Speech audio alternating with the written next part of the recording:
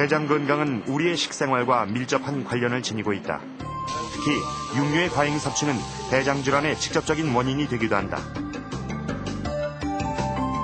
우리나라의 경우 식생활이 서구화되면서 국민 1인당 한 해 동안 섭취하는 육류 소비량은 해마다 증가하는 추세를 보이고 있다. 반면 한 해 동안 소비하는 곡류의 양은 1인당 쌀 한 가마니를 조금 넘길 정도로 심각하게 줄어든 상태다. 결국 생활 수준이 높아지면서 육류 섭취가 증가하고 그와 동시에 대장암도 증가한다는 결과가 우리나라에서도 확인됐다.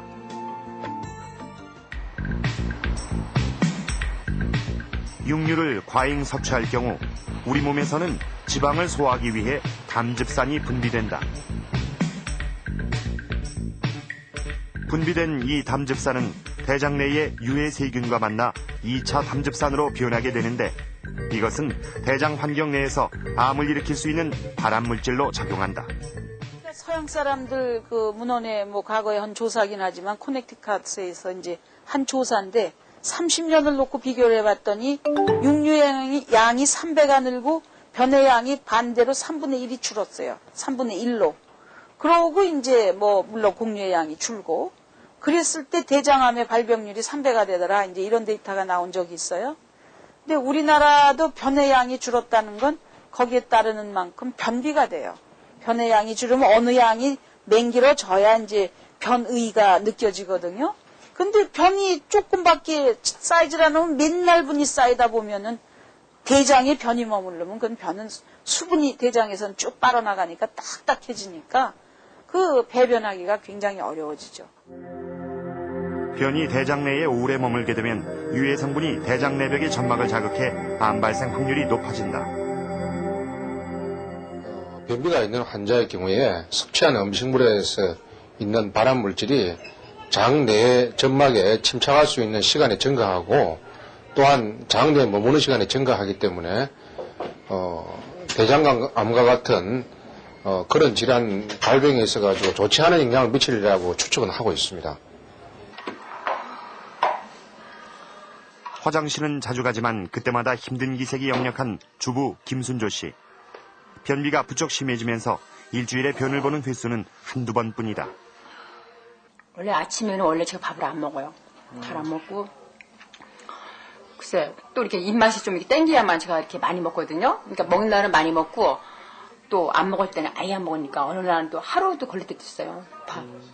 그러니까 그 식사가 불규칙하니까 하니까 오히려 소화 같은 것도 오히려 떨어지는 것 같아요. 대충 해결하는 아침과 점심, 다이어트를 위한 편식과 결식, 그리고 운동량이 거의 없는 생활. 우리나라 기혼 여성 중 김순조 씨와 같이 변비로 고통받는 여성이 30%에 달한다는 보고가 있을 만큼 변비는 흔한 질병이다. 변비로 고생하는 주부와 정상적인 배변 습관을 지닌 주부를 대상으로 먹는 시약이 몸에서 빠져나오기까지의 장 치료 시간을 알아보는 검사를 하기로 했다. 그러니까 속이 아랫배 있죠? 거기다가 더부룩하고 가스가 찬 것 같아서 그러니까 음식을 먹어도 먹고는 싶은데 이제 겁이 나서 못 먹는 거야. 그러니까 내가 이제 소화를 시키는 것 같은데 변을 이제 화장실 가기가 두려우니까 그래서 이제 그런 게 좀 힘들어요, 많이. 시약을 먹은 5일 후 엑스레이 촬영을 해봤다.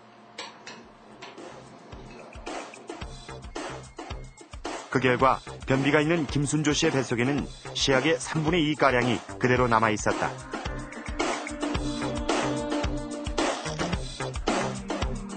그러나 정상적인 배변 습관을 지닌 주부의 대장에는 단 한 개 시약도 남아있지 않았다. 일반인의 정상적인 장 체류 시간은 20에서 50시간. 하지만 변비 환자의 경우 그 2배에 달하는 장 체류 시간을 보인다. 그렇다면 변비 환자와 정상적으로 배변하는 사람의 장내 환경은 어떻게 다를까? 변의 균총을 알아보기로 했다. 사람의 대장 속엔 400여 종의 세균, 개수로는 약 100조 개가 넘는 세균이 살고 있다. 그 무게만도 1kg으로 장내 세균은 외부 세균으로부터 우리의 대장을 지켜주며 인간과 공생관계를 유지하고 있다. 우리의 대장 속에는 유익균과 유해균 사이에 끊임없는 전쟁이 일어나고 있다. 대표적인 유익균으론 비피더스균이 있고 유해균으론 클로스트리디움 같은 균이 있는데 비피더스균이 많으면 많을수록 장은 더욱 활성화된다. 일반적으로 성인이 되면 비피더스균은 한 10 내지 20%를 차지하고 상대적으로 유해한 유해 세균들은 70 내지 80%를 차지하게 됩니다. 따라서 우리가 그 성인의 경우에 비피더스를 전체의 한 50% 정도로 끌어올려주면 유익한 그런 장내 환경이 되리라고 생각이 됩니다. 엄마의 모유를 먹는 어린아기의 경우 비피더스균이 장내 세균의 90%를 차지하는 반면 성인이 되면 비피더스균이 현저히 줄어들게 된다.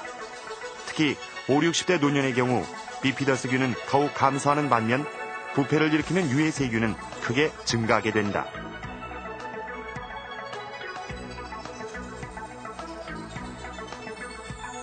그렇다면 건강한 장, 비피더스균이 많은 장을 만들려면 어떻게 해야 할까? 장내 활성화를 위한 방법으론 크게 생균법과 증식법 두 가지가 있다.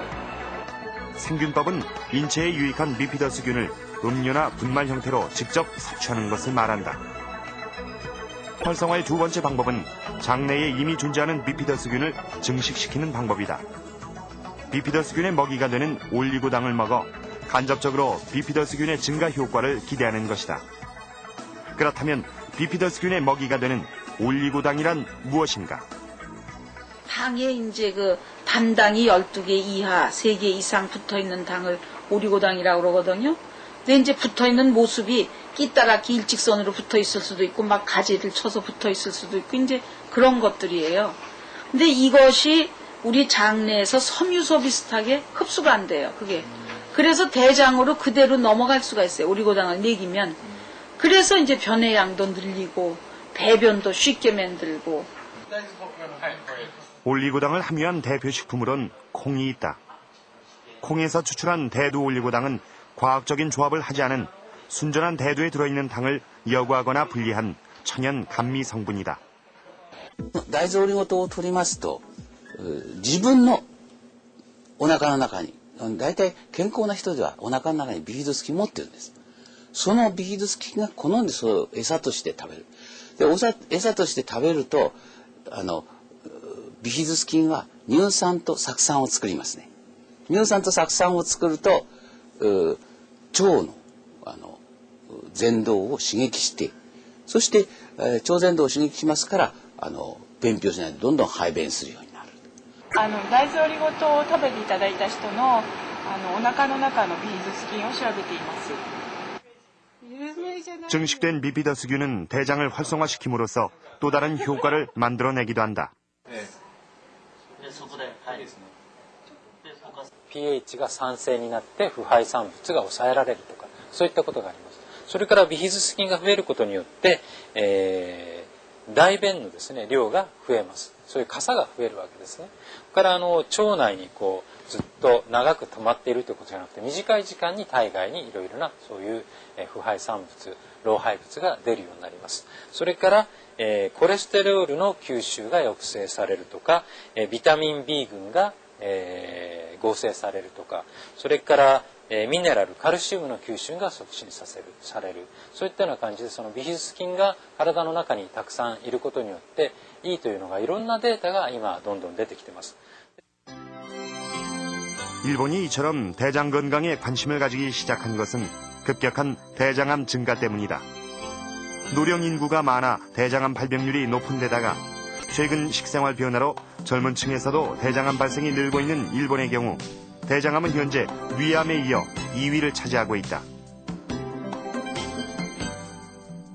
第二次大戦が終わりまして、アメリカのものが一気に日本に入ってきて、食生活の方がですね一気に欧米のパターンに変わって、従来の野菜中心の食事から、肉食が、かなり増えてきたと、脂肪の摂取にしても植物性のものから動物性のものに変わったといったようなことが、これが日本の大腸がんの増加と、非常に並行して見られていますので、まあ、一番の原因はやっぱりその食生活の変化ということでしょうね。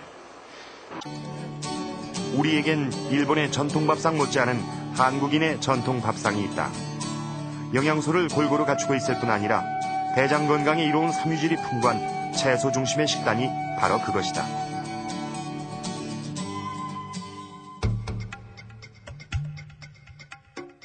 채소 속의 섬유질은 대장의 연동운동을 활성화시킬 뿐 아니라 수분을 흡수해 부풀어 오름으로써 노폐물의 배출을 용이하게 만든다.